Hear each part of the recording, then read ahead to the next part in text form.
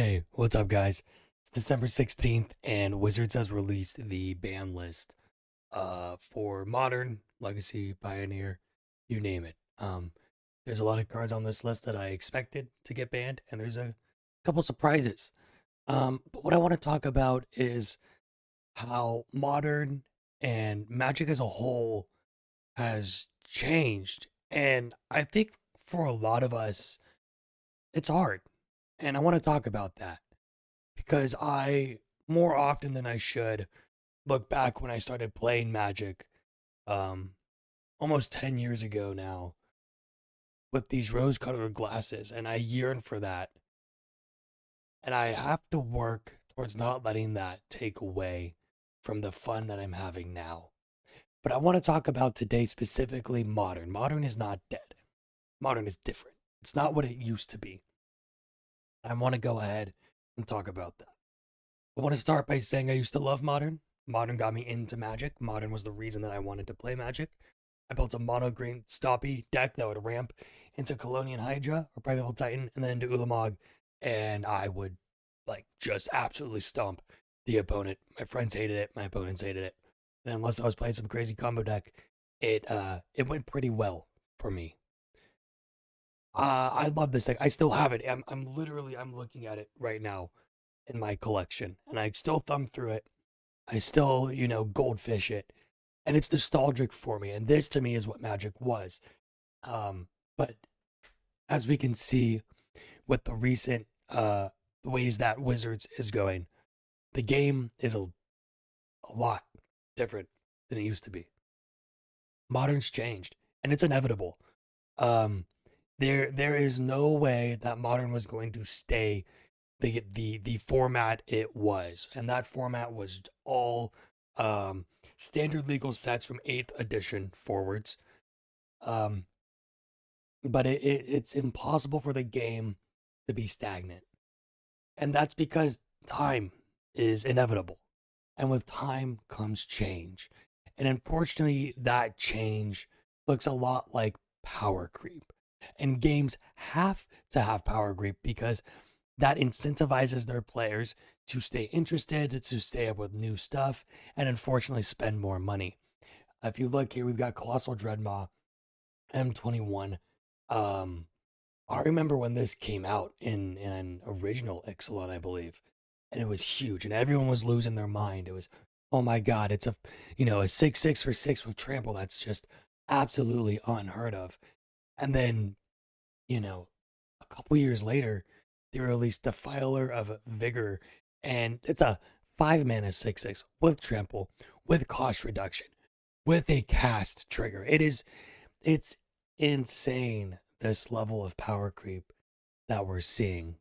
Another part of this is the modern Horizons sets. There's three of them now, and it's inevitable that those sets really change the trajectory of the game. You have cards like Hogak, and more recently Nadu, that are, well, not are, but were problem cards. Um, but I believe, especially Modern Horizons 3, to be secret commander sets, and to me, that is what they will be, and that is probably what they should be. They probably should be commander sets. And that brings me to this point. Magic is a different game in 2024. It is inevitable that Wizards would have not changed. It is inevitable that Wizards would have stayed stagnant and made the same cards and the same colors with the same or very, very slightly different stats. Wizards has changed and Magic has changed. And this is a hard pill to swallow. For myself, I remember learning Magic. I went and I bought, I believe it was like a pre-constructed standard or modern set. It was the cover was Hixus, the Grand War Leader or whatever. I drove 45 minutes over to a couple cities over to a buddy's house that I'd only met a couple times, but he said he would teach me. All of his buddies were there, and we played Magic for hours. We played Modern. They showed me Modern. Went to a card store. I started buying cards that day, and that to me is what Magic was. It was not this hyper power crept synergistic one ring your opponent to death. this or that. It had a lot more back and forth. It had a homey feel to it. One of my favorite Twitch streams just plays old like Grand Prix and competitive Magic, and a lot of them are modern, and it's really really fun to watch. And we're just not there anymore. It's a different game. Um, the harsh reality for all of this that I have recently had to accept is Magic is never going back. Tarmogoyf is a bad card, more or less, in 2024. Cards like Tarmogoyf that were once the absolute pinnacle of Magic will not be the pinnacle of Magic ever going forwards. It's impossible with power creep, um, like the Colossal Dreadnought to the Defiler. I remember when Tarmogoyf was a card over $100. That was mind blowing to me. I remember when Snapcaster Mage was $50. These cards were mystical. They were untouchable. They had status. They had respect. People revered these cards, um, because they were good and they felt like they were worth the price tag that they had. You've got cards like the One Ring, and people just get mad about it because it's this lockouty draw all in one engine. Where Snapcaster Mage was just a good card. It gave something flashback, and that's it. Tarmogoyf is a good card because it's a 2/2 for 7/8, something crazy like that. But these cards, the things about them is they weren't all in one win the game packages. And the One Ring is not an all in one win the game package, but it's pretty damn close. Magic is too far ahead now to roll back and be the game it was, you know, in 10 years ago, 10 years before then. I often try to understand how people who played the game started, 20 years ago or when it started, how they feel now about Magic, because Magic is a different game. It's so different. A way that I keep my perspective afloat, a positive perspective afloat, is the fact that I came from Yu-Gi-Oh. I actually stopped playing Yu-Gi-Oh and I came to Magic because Yu-Gi-Oh 10 years ago was doing what Magic is starting to do now. And it's a scary thought. It's the cyclical, we have bans, we make a card that's so good, everyone spends $80 on it, we ban it. I remember when Ash Blossom came out in Yu-Gi-Oh! And it was an $80 card, and my buddy bought 3 or 4 of them, and they banned it like a month later. It's ridiculous. It's scary to see where Magic is going. But I digress. I'm getting off topic. Magic has a nostalgic feeling to it, and it saddens me that there's a really, really, really good chance we're not going to get that back. And you know that modern is a reflection of Magic.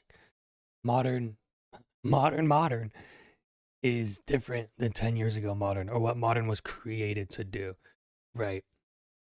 But in card games, as in life, change is inevitable. Things will change. Things are going to be altered. Whether you like it or not, whether you're prepared for it or not, things will change. Sometimes it's hard, sometimes it's easy. For me, this Magic change, it's hard. But I'm lucky that Magic is just a card game that I enjoy. So I have to let this be a good thing. I have to see the positives. I have to see the good in it all. And it's hard. It's hard when you got rose colored glasses on like I do. But I am trying my best, and I hope and I encourage you to do the same as well. That's all I had today. I want to say thank you for your time. I also want to give a big thank you to everyone who checked out my previous video. I talked about the 30 Magic decks I made this year and what I learned from them. And I've learned a lot from you guys in the comments as well. I love Magic because it's something that is always changing, right? Got to see the positive. Magic is always changing, and because of that, there's always something to learn. There's always something new to learn. There's always something to become better at. And that is how I'm going to see modern and modern Magic as a good thing. Thank you for your time. Please leave a comment, subscribe, thumbs up the video. I'd appreciate it. I want to get more of these videos out for you guys as soon as often as a full-time job and a master's program allows. Thank you so much for your time. I appreciate it. Have a wonderful rest of your modern free your shit.